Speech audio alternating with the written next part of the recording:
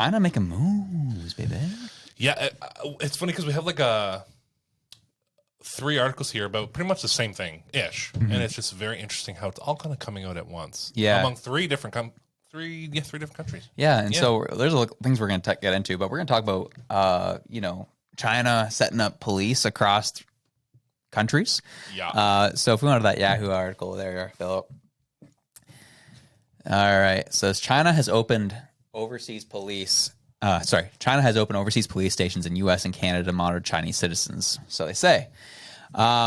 These operations eschew official bilateral police and judicial cooperation and violate the international rule of law and may violate the territorial integrity in third countries involved in setting up a parallel policing mechanism using illegal methods, reads a report by Safeguarders Defenders, a human rights watchdog released earlier this month. The report, titled 110 Overseas, Chinese Transactional Policing Gone Wild, details China's extensive efforts to combat fraud by its citizens living overseas, in part by opening several police stations on 5 continents that have assisted Chinese authorities in carrying out policing operations on foreign soil.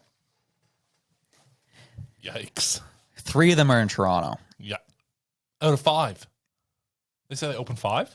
I think he said in 5 continents. 5, yeah. So they have 5 them, countries, 5 continents, whatever it was. They have them everywhere then. Yeah, they're all over Europe. They have 1 in the States and 3 in Toronto. On 5 continents. Yeah. Wow. So it's a different look at colonization. Well, because it's like, yeah, you left, but no, you didn't. Yeah. You kind of left. Yeah. Yeah. The mobs, you thought you left the mob, but Yeah. no, the mobs are coming for you still. Yeah, it's like, we talked about this on the show, how China has like some of the state-of-the-art facial recognition cameras pretty much plastered over the entire country. Yeah. Obviously, they can't go and install those in Manhattan and in Toronto, but you can send people there to do the same thing. And the fact that this was allowed by our governments, I think, is wild. So, obviously, there was a message here about how this may violate international law on like collateral policing. I would assume that's a UN law, like something to do with the United Nations. What are they going to do? I feel like it's too late. Like, they're here. Yeah. To me, it's like, how did they get in? Yeah. Like, Let's figure out how to stop that from happening. Again, they're here. What can you do? But how do we prevent that? well, it's more so the fact that you're able to set up infrastructure here. And the government's like, yeah, that's fine.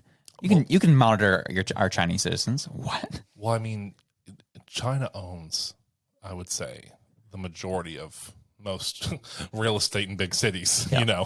It's just the truth. I mean, it's even happening in Nova Scotia where they're buying up they're buying up the things that mean most in each province. For example, here it's fisheries.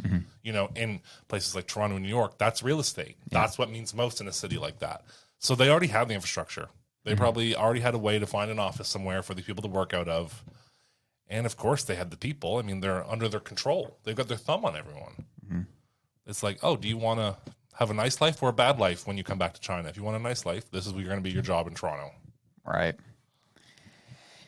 Yeah, it's I think the way I've seen it is the fact it's like they essentially have in some ways superseded our government officials and our police here. Well, it's like, that's crazy. Are you the RCMP? Like, who are you? Yeah, seriously. The fact that like they're able to do this and allow it, and the reason why it's come out, and I'm not surprised that there's 3 in Toronto alone. I'm definitely not surprised by that.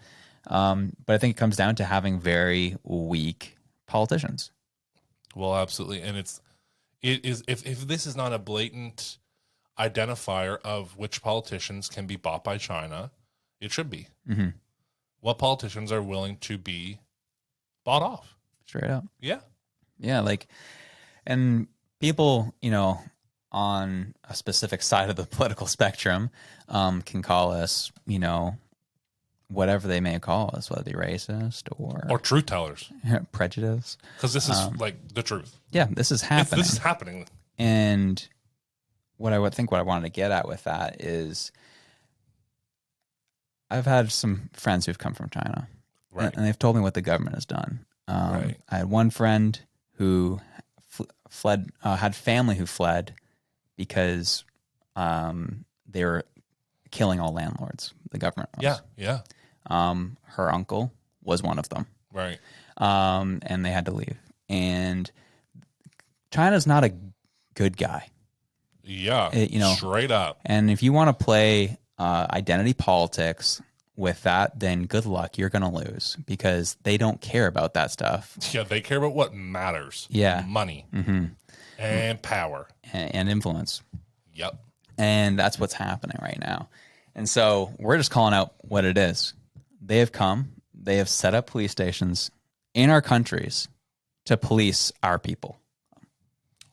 So they're saying it's to police Chinese citizens. Does that mean Chinese Canadian citizens? 100%. So if you're a Canadian citizen who is emigrated from China, that's who they want to watch. Yep. What kind of life are you living in Canada? We need to know.